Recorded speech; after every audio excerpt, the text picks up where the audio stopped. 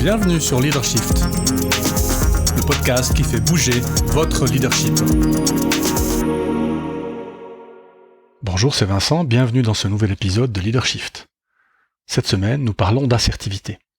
Pourquoi ? Parce que lors de l'épisode précédent, l'épisode 132, nous avons parlé de courage managérial, et donc de courage, au sens plus large, et nous avons établi que avoir du courage, c'est se positionner et agir pour faire face à ses peurs. Et je vous disais en fin d'épisode qu'il y a un lien avec l'assertivité. Donc j'aimerais aujourd'hui établir avec vous ce lien, évidemment vous parler d'assertivité. Alors commençons par l'assertivité, qu'est-ce que c'est ? Comment ça se manifeste ? À quoi ça ressemble ? Comment ça fonctionne ? Bien, l'assertivité, c'est l'affirmation de soi dans le respect de l'autre. Donc être assertif ou être assertive, c'est s'affirmer en respectant l'autre. Alors il y a deux mots importants, il y a affirmation ou affirmer d'un côté, et puis le respect de l'autre. Alors on va faire un petit tour du côté du dictionnaire et de l'étymologie pour voir ce que ces mots ont à nous apprendre. Alors s'affirmer, pas trop de surprise, vient de firmo, du latin donc firmo, qui veut dire rendre ferme, avec le préfixe ad, dont on a vu qu'il peut vouloir dire le sens de direction, mais aussi un préfixe qui exprime le rapprochement, la proximité, l'addition, le renforcement, le commencement. Donc, s'affirmer, c'est renforcer sa fermeté. Se rendre ferme de manière renforcée. Et donc le dictionnaire nous donne une très jolie définition, se manifester clairement et nettement. Se manifester clairement et nettement. C'est intéressant. Donc vous voyez que si on revient à nos trois cercles concentriques du modèle CIA, dont j'essaie de vous retrouver le numéro d'épisode, que je ne retrouve pas, mais c'est pas grave. Hein. Donc, vous savez, les trois cercles dans ce qui nous préoccupe dans l'univers, on a ce sur quoi on a de l'influence et ce sur quoi on a du contrôle. Et bien, chaque fois qu'on a du contrôle ou de l'influence sur quelque chose, cela peut nous donner l'occasion de nous manifester justement clairement et nettement. Donc, pas besoin d'avoir du contrôle, hein, le plus petit des cercles concentriques, mais il peut suffire, finalement, d'avoir de l'influence pour se manifester clairement et nettement. Donc ça, c'est s'affirmer, se manifester clairement et nettement. Alors, respect. Alors, respect vient du latin respectus, regard en arrière, égard, refuge, qui est dérivé lui-même de respicere, qui veut dire regarder en arrière ou derrière soi, et dont lui-même, respicere, est formé du radical de specere, qui veut dire regarder, avec le préfixe re, qui veut dire, comme vous le savez, le retour en arrière, la répétition. Donc, respecter, de ce point de vue-là, c'est regarder en arrière de manière répétée. Comme si, finalement, on avait le souci que la personne, continue à nous suivre ou continue à marcher derrière nous. Donc, c'est la manifestation d'une attention, d'un regard vers l'arrière. Le dictionnaire, lui, nous propose une définition, que je vous propose du coup, souci de ne pas porter atteinte à cette personne ou à cette chose. Donc, au niveau de l'assertivité, plutôt que de dire que l'assertivité c'est l'affirmation de soi dans le respect de l'autre, on pourrait aussi dire, autre définition, peut-être plus opérationnelle, que être assertif ou assertive, c'est se manifester clairement sans porter atteinte à l'autre. Vous voyez que depuis le début de nos discussions sur l'assertivité, affirmation de soi d'un côté, respect de l'autre de l'autre côté, se manifester clairement d'un côté sans porter atteinte à l'autre de l'autre côté, nous avons cette recherche permanente d'équilibre. Pourquoi ? Pour ne pas tomber dans la facilité. Et cette facilité, c'est vis-à-vis d'une situation sur laquelle nous pourrions être amenés à nous manifester clairement et nettement sans porter atteinte à l'autre, eh bien c'est une troisième voie entre d'un côté une agressivité potentielle, ou une fuite potentielle, ou une passivité, ce qui serait peut-être encore pire. Donc l'assertivité en termes de posture, c'est bien cela. C'est la recherche d'une autre solution que celle que nous pourrions avoir par défaut, la fuite ou l'agressivité. Intéressant, non? Plutôt que de tomber dans la binarité, je peux rien faire, ou c'est pas ma faute, ou c'est ta faute, eh bien, nous avons la possibilité d'avoir une troisième solution. Donc, si on poursuit un petit peu notre réflexion, il faut établir le lien entre assertivité et action. Il n'est pas forcément évident. Hein.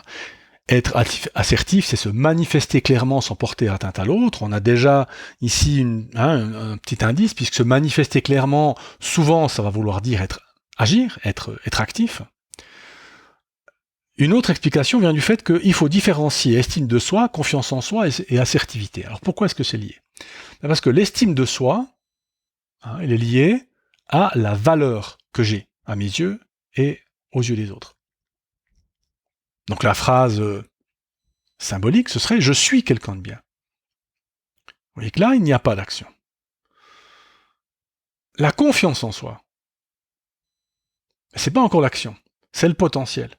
Puisque la phrase symbole de la confiance en soi, c'est « je peux y arriver ». Je ne suis pas forcément encore, mais je peux y arriver.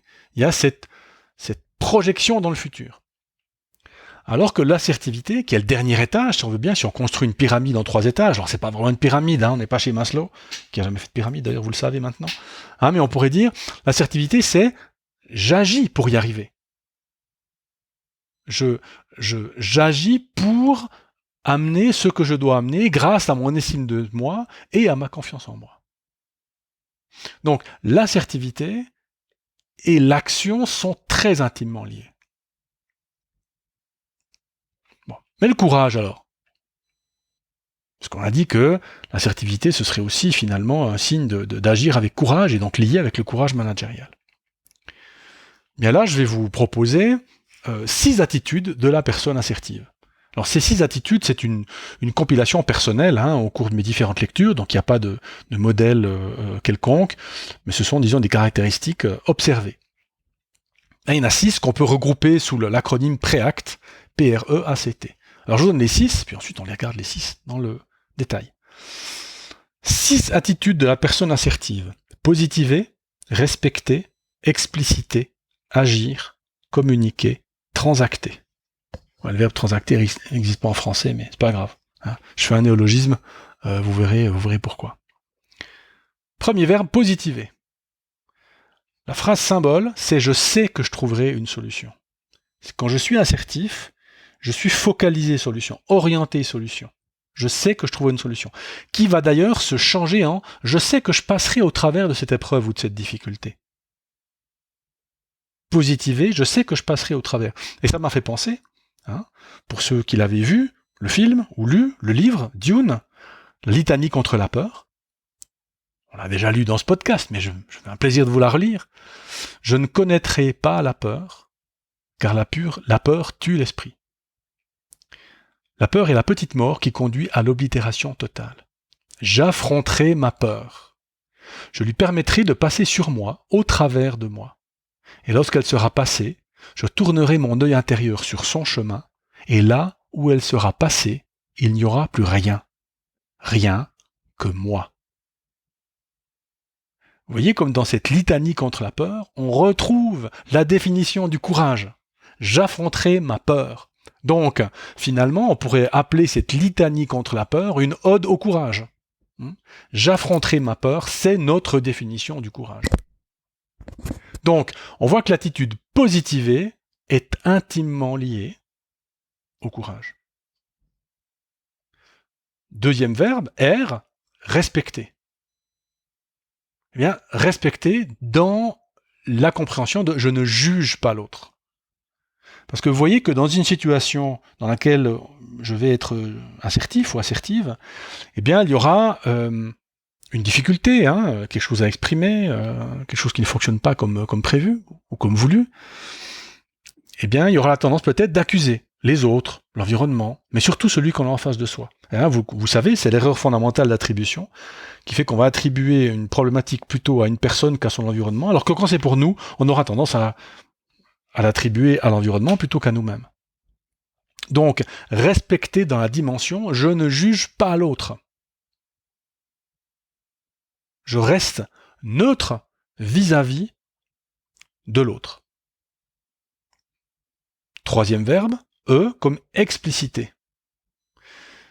Être assertif, c'est exprimer mes émotions, mes intentions, mes besoins, mes attentes. Alors beaucoup de gens, quand je leur dis ça, me disent « mais je suis pas égoïste, je suis pas égocentré, moi, mes émotions, mes intentions, mes besoins, mes attentes. » Oui, parce que c'est la partie de l'assertivité dans laquelle j'affirme. Je me rends plus ferme. Et pour me rendre plus ferme, je dois exprimer ce qui m'anime. Sinon, c'est difficile pour l'autre en face de savoir comment se positionner. Préacte, P-R-E-A, A comme agir, je ne reste pas dans l'émotion de la fuite ou de l'agressivité, mais je suis actif. Je propose actif. C'est communiquer, j'écoute activement, je parle sous contrôle. Et là, je vous renverrai aux épisodes du podcast dans lesquels on a parlé d'écoute active, d'outils comme lead, comme l'écoute active, comme la reformulation. Et je parle sous contrôle, en parlant en jeu, en parlant en CNV, en parlant en méthode feedback. Donc, communiquer est, dans ce cadre-là, une manifestation de la personne assertive.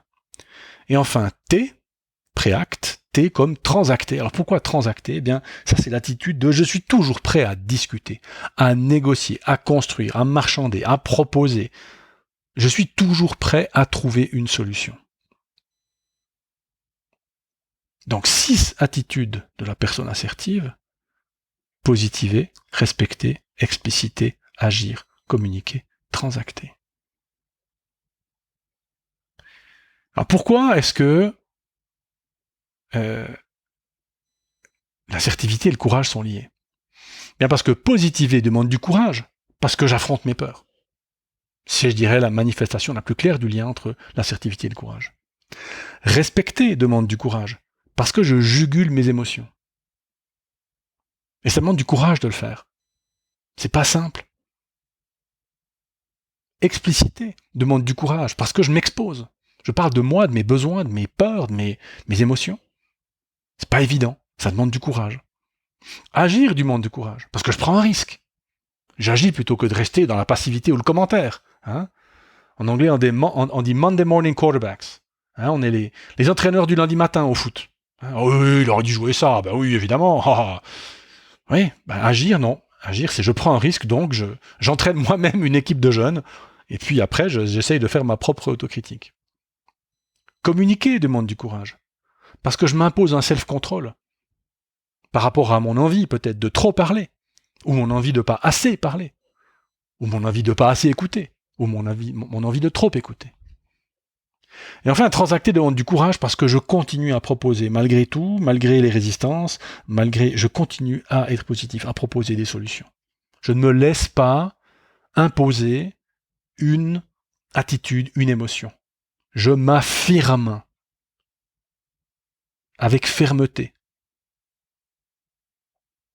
Donc nous avons établi le lien entre courage et assertivité, j'espère que je vous aurai convaincu. Et donc, l'action assertive demande du courage. Et exprimer son courage, eh bien, ça peut être fait grâce à l'assertivité. Parce que l'action assertive ne succombe ni aux sirènes de la fuite, ni à l'adrénaline de l'agressivité.